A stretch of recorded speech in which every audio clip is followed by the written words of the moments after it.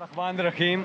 आज हमारे लिए एक तारीख़ी लम्हा था कि कैदी नंबर 804 को इमरान ख़ान साहब को हमने सुना, देखा और ज़बरदस्त इमरान ख़ान साहब ने अपने दलाइल दिए और उन्होंने उन इश्यूज़ पर बात की जो अवामी इश्यूज़ हैं, कौमी इश्यूज़ हैं। उन्होंने जब आगाज़ किया तो उन्होंने ये बात की पहले कि जी लाइव स्ट्रीम के ऊपर उन्होंने बात की कि लाइव स्ट्रीम जब मैं आता हूँ तो नहीं दिखाते हो, वरना दिखाई जाती है। उस पे उन्होंने अपना एक पॉइंट ऑफ व्यू जो है मुअज़्ज़ज़ अदालत के सामने रखा और नैब अमेंडमेंट्स के हवाले से उन्होंने कहा कि मुझे तो फ़ायदा होगा अगर मैं ये अमेंडमेंट्स यानी कि होने दूँ, लेकिन कौम का नुकसान है, गरीब आदमी का नुकसान है।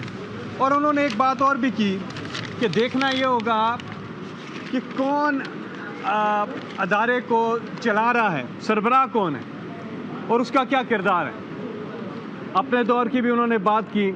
रिकॉर्ड रिकवरी जो हुई जब से नैब बना तब से लेके 2018 तक की रिकवरी एक तरफ, और उन 3 सालों में जो रिकॉर्ड रिकवरी वो भी उन्होंने कोर्ट के सामने परफॉर्मेंस रखी, यानी कि अकाउंटेबिलिटी पे।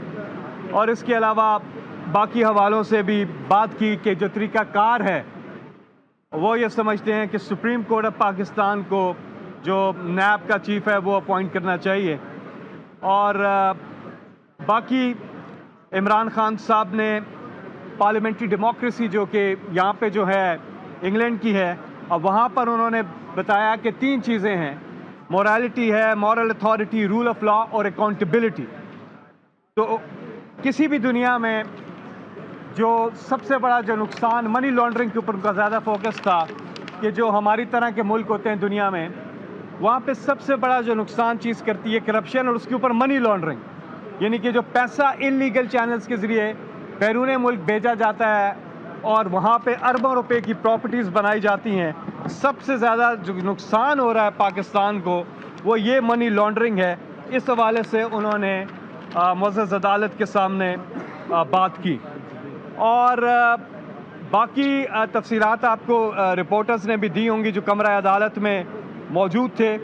लेकिन इलेक्शन के हवाले से ख़ास बात की क्योंकि सारी चीज़ें कनेक्टेड हैं। मिसाल के तौर पे एक जज साहब ने पूछा कि आपने आप पार्लियामेंट में क्यों नहीं बैठे, फिर आपकी जब नो कॉन्फिडेंस आया उसके बाद आपने क्यों इस्तीफ़े दे दिए, तो आप बैठते और आप इनको ये जो अमेंडमेंट्स हो रही थी आप इनके ख़िलाफ़ वोट करते या अपोजिशन कर रहे इन पार्लियामेंट। तो उस पर इमरान ख़ान साहब ने अपना मौक़िफ़ दिया क्योंकि आपको पता है कि साइफ़र का भी अब फ़ैसला तो आ गया है और वो जो भी हुआ जिस तरीके से हटाया गया, तो इमरान ख़ान साहब ने कहा कि मैं अगर पार्लियामेंट में बैठता तो मैं उन्हें लेजिटिमेट कर देता, जो कि एक गलत तरीके से जिन्होंने आके जो पूरी चीज़ की है वो जो अब आपके सामने आ चुकी है।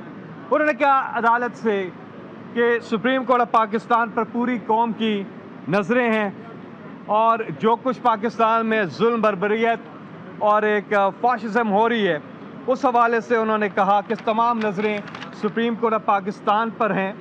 और इस हवाले से आप सब जानते हैं कि इमरान ख़ान साहब ने 2 पटिशन्स भी दाखिल की हुई हैं, एक इलेक्शन के हवाले से और दूसरा जो ह्यूमन राइट्स वायलेशन है इस हवाले से वो सुप्रीम कोर्ट के सामने रखी हुई हैं और हम उम्मीद करते हैं कि वो जल्द सुनी जाएंगी। इमरान ख़ान खुद पेश होकर इसी तरह अपना जो है वो उसमें भी मौक़िफ़ जो है वो बयान करेंगे।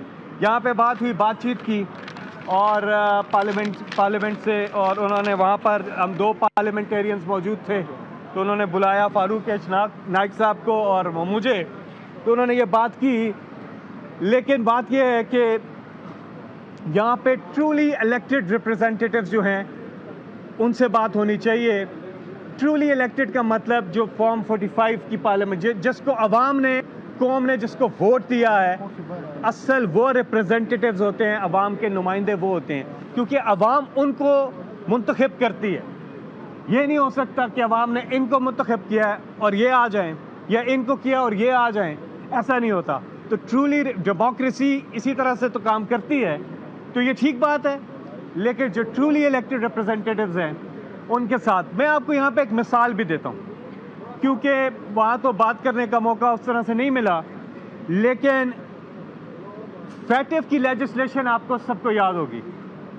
वो एंटी मनी लॉन्ड्रिंग लेजिस्लेशन थी, एंटी मनी लॉन्ड्रिंग लेजिस्लेशन थी। इमरान खान वज़ीर आज़म थे, उन्होंने इनको दावत दी अपोजिशन पार्टीज को कि वो आए पार्लियामेंट में और आके इस कानून साजी में अपना हिस्सा डालें। उन्होंने बजाय इसके कि वो बैठ के बातचीत करते या बैठ के वो कोई चीज़ करते, उन्होंने उल्टा क्या किया कि ब्लैकमेल करना शुरू कर दिया कि हम आपको फैटिव में वोट नहीं करेंगे, मनी लॉन्ड्रिंग के खिलाफ वोट नहीं करेंगे एंटी मनी लॉन्ड्रिंग लॉ के हवाले से, बल्कि हम क्या करेंगे, हम यही जो NRO जो नैब अपेंडमेंट्स जो ये लेके आना चाह रहे थे, जो आते साथ इन्होंने गवर्नमेंट में अपने आप को जो रिलीफ दिया, इसके ऊपर बार्गेन करना चाह रहे थे वो। यानी बजाय इसके कि एक अवामी मुफाद की लेजिस्लेशन के ऊपर आके उसके ऊपर अपना नुक्ता नज़र दें, ये बार्गेन करने लग गए। तो इमरान खान साहब, और फिर कोविड में इमरान खान साहब ने इनको दावत दी कि आप आएँ हमारे साथ बैठें। इन्होंने वहाँ पर भी नहीं बैठे, ये बल्कि कोविड में कांपे टांगी जलसे करने शुरू हो गए, यहाँ कांपे टांग रही हैं, तो वो भी ठीक नहीं था। लेकिन हमने कोई पर्चा किसी के खिलाफ, इमरान खान की गवर्नमेंट ने कोई पर्चा नहीं था। डी चौक में आके इन्होंने जलसे किए, एक बार नहीं, दो बार नहीं, तीन बार नहीं, 4 बार ये आए इस्लामाबाद। इमरान खान ने एक पर्चा किसी के खिलाफ नहीं कटवाया और कुछ भी नहीं किया।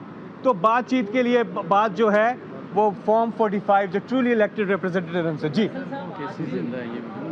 पेश हुए, इससे कबल वो बुलाया आपने रहनुमाओं के हमरा पैगाम भेजते थे और कहते थे कि काजी फाइज पर एतमाद नहीं। आज उन्होंने जजेस पर एतमाद की बात की है कि जजेस पे मुझे एतमाद है, तो आपकी पार्टी भी अब उनके साथी हैसियत में जो उन्होंने गुफ्तगू की उस पर एतमाद करते हुए काजी फाइज और जजेस पे एतमाद करेगी? देखिए, जब वोट ऑफ नो कॉन्फिडेंस आई और यही सुप्रीम कोर्ट ऑफ पाकिस्तान में अदालत लगी, रात को लेट नाइट अदालत लगी, तो इमरान खान ने कुछ भी नहीं आगे से डायरी उठाई और घर चले गए।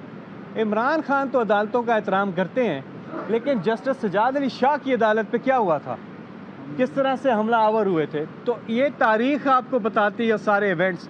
इमरान खान हमेशा अदालतों का भी और रूल ऑफ लॉ के साथ और कानून के साथ खड़े होते हैं। अच्छा, जी आज बाकायदा तौर पे जजेस ने ये भी ऑफर की कि आप आएँ और बानी चेयरमैन PTI इमरान खान से कि अपनी पार्टी को लीड करें, राइट, अपोजिशन लीडर हैं, तो क्या इसमें मेच्योरिटी नज़र आ रही है? क्योंकि फॉर्म 47 पे 45 पे तो उन्होंने रोक दिया था, ये केस जो है ऑलरेडी कोर्ट में है। जी हाँ, बिल्कुल आप सही कह रहे हैं। मोअज़्ज़ज़ अदालत के जज साहिबान जो हैं, उन्होंने कहा, एक नहीं 2-3 मौक़े पे ये कहा कि आप बहुत बड़ी पॉलिटिकल पार्टी के लीडर हैं और बड़े लीडर हैं और आप लीड करें। और इमरान खान साहब ने भी अपना जो एक मौक़िफ़ है वो अदालत के सामने रखा है। देखें, इमरान खान साहब इस वक्त किस चीज़ के साथ खड़े हैं, रूल ऑफ लॉ के साथ खड़े हैं। इमरान खान प्रोटेक्शन चाहते हैं ह्यूमन राइट्स की। इमरान खान चाहते हैं वोटर के जो उसके जो हुकूक हैं वो प्रोटेक्ट हों, यानी कि जिधर वोट डाला है उधर जाए, यानी कि ये सारा फ्री एंड फेयर इलेक्शन बुनियाद है जो डेमोक्रेसी की। सिर्फ इलेक्शन में अगर डेमोक्रेसी होती तो आज जिम्बाब्वे में भी डेमोक्रेसी होती। सिर्फ इलेक्शन में नहीं है, फ्री एंड फेयर इलेक्शन में जमहूरियत है। जी हाँ, ये बताइएगा, इमरान खान की जानिब से जो है वो इंडिया की भी मिसाल दी गई है, वहाँ पर जो है वो कैद के दौरान जो है वो केजरीवाल को जो है निकाला गया और इलेक्शन में हिस्सा डाला, इलेक्शन में उन्हें हिस्सा लेने के लिए। अब यहाँ पर खान साहब ने ये भी शिकवा किया कि मुझे इलेक्शन से पहले जो है 5 केसेस करके जेल में डाल दिया गया, इसके ऊपर क्या कहें? बिल्कुल, इमरान खान साहब ने बताया कि अपना नुक्ता नज़र सामने रखा और वो आप देख लें कि 5 दिन में 3 केसेस उन्होंने कहा कि और सज़ाएँ दिलवा दी। और क्या हुआ, मतलब उन्होंने बेसिकली बताया किस तरह से उन्हें सियासी इंतकाम का निशाना बनाया गया है।